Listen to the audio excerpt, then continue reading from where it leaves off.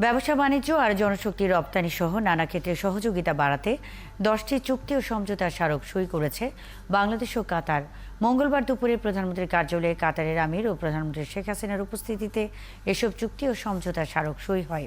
পরে প্রধানমন্ত্রীর কার্যালয় থেকে ভিডিও কনফারেন্সে নিজের নামে মিরপুরের কালশিতে একটি পার্ক ও উড়াল সড়কের নামকরণের উদ্বোধন করেন কাতারের আমির। আরও জানাচ্ছেন শাহনাজ শারমিন।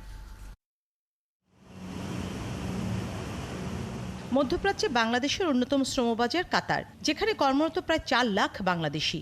আমদানির মাধ্যমে বাংলাদেশের জ্বালানি চাহিদারও বড় অংশ পূরণ হয় সেখান থেকে।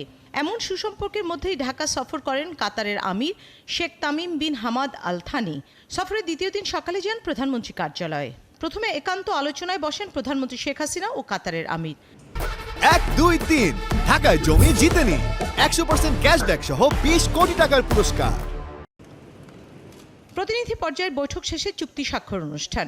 দ্বৈত কর পরিহার, আইনগত বিষয়ে সহযোগিতা, সাগর পথে পরিবহন, পারস্পরিক বিনিয়োগ উন্নয়ন ও সুরক্ষা এবং যৌথ ব্যবসা পরিষদ গঠন সংক্রান্ত চুক্তিতে স্বাক্ষর করে দুদেশ।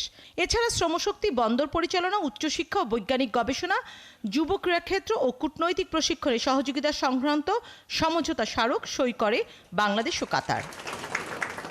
ঢাকার কালশি এলাকায় বালুর মাঠে নির্মিতব্য পার্ক ও ইসিবি চত্বর থেকে কালশি উড়াল সেতু পর্যন্ত সড়কটি কাতারের আমিরের নামে নামকরণ করে বাংলাদেশ। প্রধানমন্ত্রী কার্যালয় থেকে ভিডিও কনফারেন্সের উদ্বোধন করেন কাতারের আমির। শাহনাজ শারমিন, 71, ঢাকা।